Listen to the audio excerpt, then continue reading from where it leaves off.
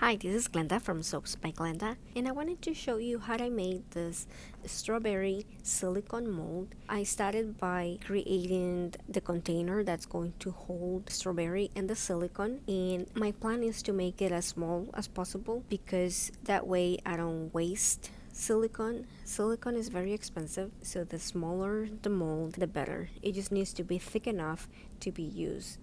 So I'm creating this small box out of foam core board, and I'm putting the joints together with silicone glue. Later I try to smooth this silicone application with a tool. This is just to make sure that it goes everywhere in every crevice and that I don't have any leaks. And then I put a pin to hold the strawberry in place.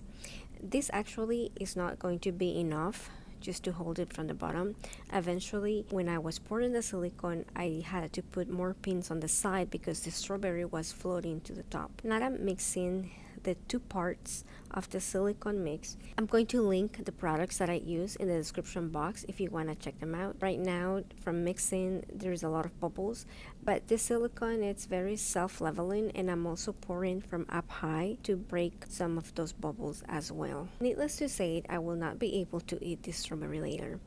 I do have some silicone leftovers from previous projects that didn't work, and I'm putting those in because they will become mixed with the new silicone, and it's a way to keep your cost down. I also did make a couple more molds for some blueberries and some popcorn, and in here you can see what I was telling you about, how the pieces are floating, so I had to use pins to hold it in place.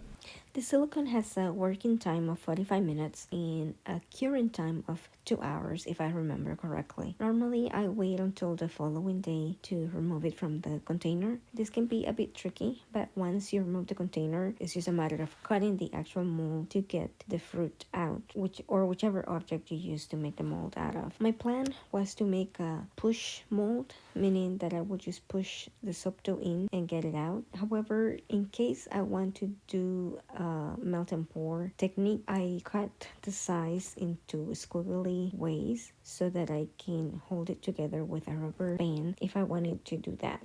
Next, I'm gonna show you some embeds that I made with this mold and the soaps in which I use them. I'm also gonna link the video of the making of that soap below in case you're interested. Thank you and see you next time.